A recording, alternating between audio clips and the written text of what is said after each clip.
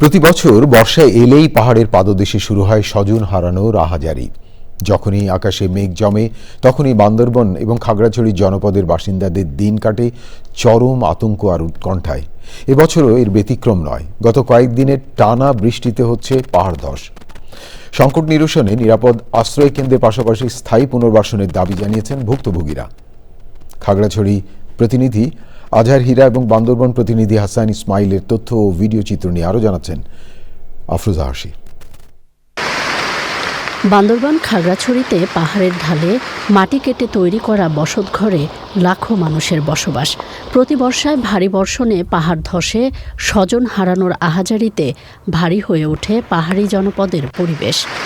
এবছরও অবিরাম বৃষ্টিতে পাহাড় ধসে ক্ষতিগ্রস্ত হয়েছে বান্দরবান পৌরসভাসহ লামা, আলীকদম, থানচি, রুমা এবং নাইক্ষ্যংছড়ি ৭ উপজেলার অনেক পাকা এবং মাটির ঘর। প্রশাসনের তৎপরতায় অধিকাংশ পরিবার নিরাপদ স্থানে চলে যাওয়ায় রক্ষা পেয়েছে বহু প্রাণ।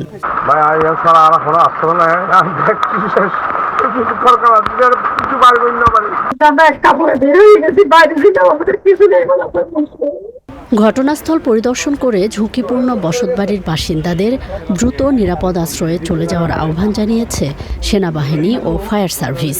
এসে দেখলাম খুব ঝুঁকিপূর্ণ অবস্থায় লোকজন আটকা নাই, তবে দিনের বেলা হওয়াতে লোকজন সরে যেতে সক্ষম হয়েছে। এদিকে পাহাড়ের পাদদেশে মৃত্যু ঝুঁকি নিয়ে দিন কাটছে খাগড়াছড়ির শত শত পরিবারের। টানা বর্ষণে পৌর শহরের শালবন, কুমিল্লা টিলা, সবুজবাগ, মোহাম্মদপুর ও কলাবাগান সহ বিভিন্ন এলাকায় হচ্ছে পাহাড় ধস। এখন বৃষ্টি হলে খুবই টেনশন লাগে।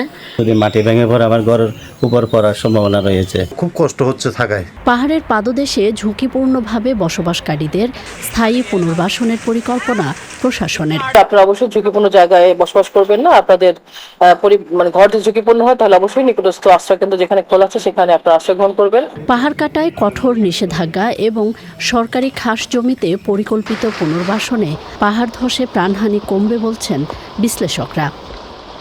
আফরোজা হাসি, প্রকৃতি ও জীবন ডেস্ক, চ্যানেল আই।